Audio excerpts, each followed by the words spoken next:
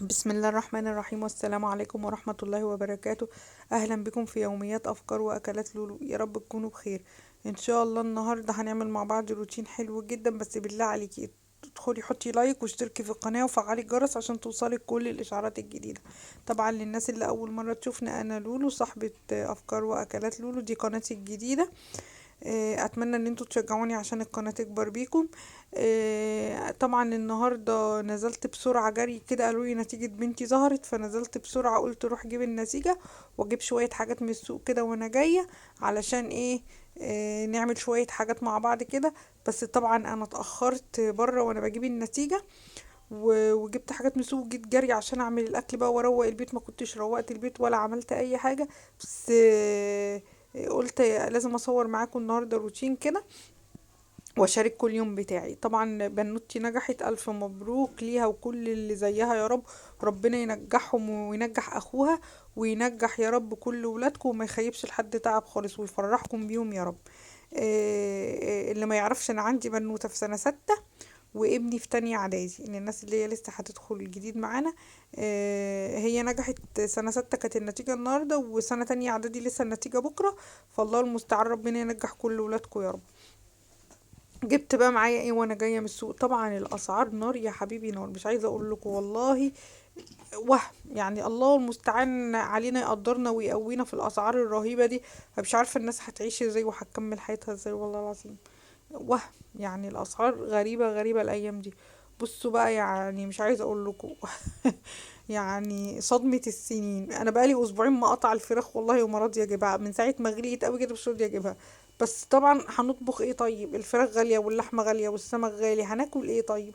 فاضطريت قلت النهارده اجيب بس ايه، 3 وراك، يعني مش هجيب كتير، اجيب 3 وراك. واجيب مثلا كبد او قوانص او حاجه اعملها برضو اكله في يوم كده.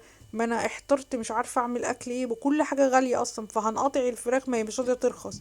انا قطعتها اسبوعين بس حسيت ان هي بتزيد، ما فيش نتيجه برضو. فهنعمل ايه؟ ما جبتش والله غير هما ال3 وراك دول. لو جبت كبد وقوانص، تخيلوا ان 3 وراك ونص كيلو كبد وقوانص ب120 جنيه. انا عمري ما شفت كده الصراحة، يعني ده كانوا 120 جنيه كده ممكن يجيبولك فرخة 3 كيلو مثلا، تطلعي منها 3 وجبات مثلا. يعني الله المستعان، ربنا يعين الناس يا رب ويعيننا ويقدر الناس يا رب ويرفع عننا الغلاء ده ربنا هو قادر على كل شيء يعني. فاحنا بنحارب بقى، يعني بنحاول نوفر مع ان هي ما فيهاش توفير. بس قلت اعمل الكبد والقوانص يوم مثلا في اكله، واعمل ال3 وراك دول في اكله وخلاص. هنعمل ايه يعني؟ قلت في السوق، كنت متعشمه ان في السوق يبقى ارخص. لا بالعكس والله، الاسعار زيها زي في اي حته. وكمان انا بشتري من سوق شعبي، يعني المفروض ان السوق الشعبي ده بيبقى ارخص من حته تانية يعني. الكيلو الفراخ النهارده ب75 جنيه، كيلو الوراك ب90 جنيه، يعني حاجه الله المستعان. الكبده ب120 جنيه، كبده الفراخ. يعني حاجه والله العظيم وهم. وبقول لكم سوق شعبي، يعني منطقه شعبيه مش. امال الحتت التانية بقى هيبقى فيها بكام؟ مش عارفه. وتروحي عند السمك تلاقيه غالي، عند اللحمة تلاقيها غالية، كل حاجة غالية الله المستعان. ربنا يعيننا يا رب.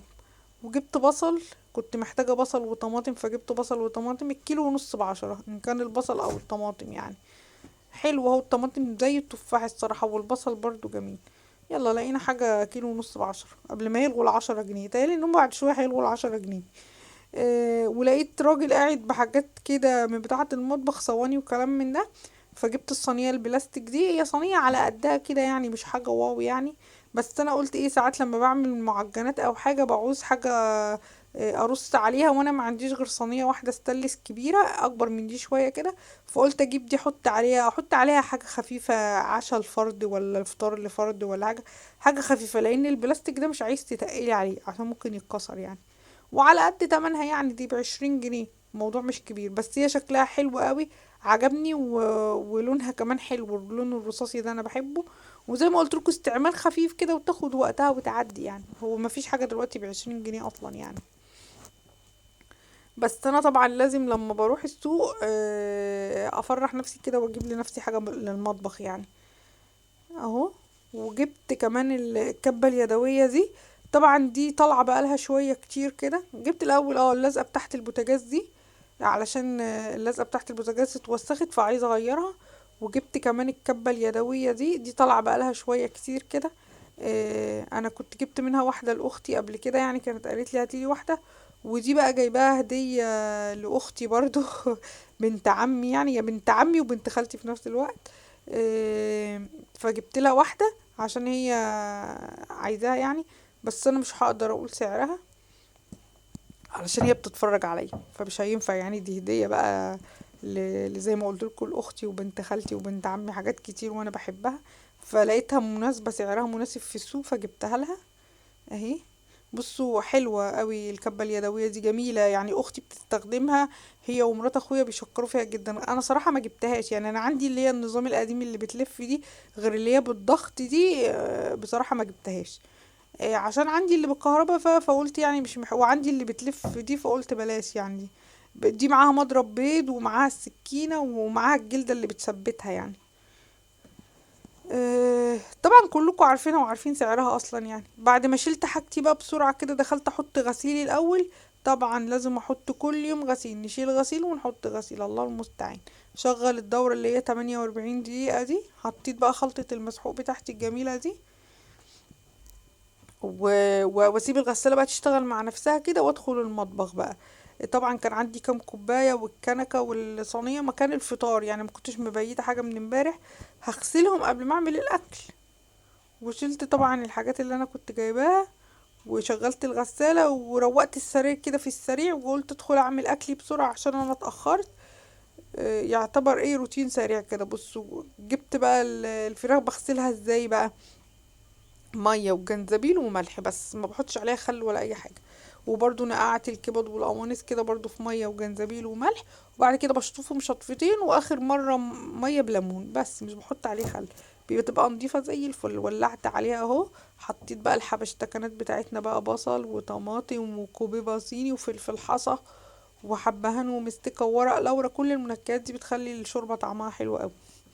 وسبت الاكل بقى، الفراخ بتتسلق، طلعت بقى ايه الم الغسيل ده من امبارح، الغسيل ده علشان اوسع مكان في البلكونه وانشر غسيل جديد. طبعا الشمس حلوه قوي وبتنشف الغسيل بسرعه الايام دي.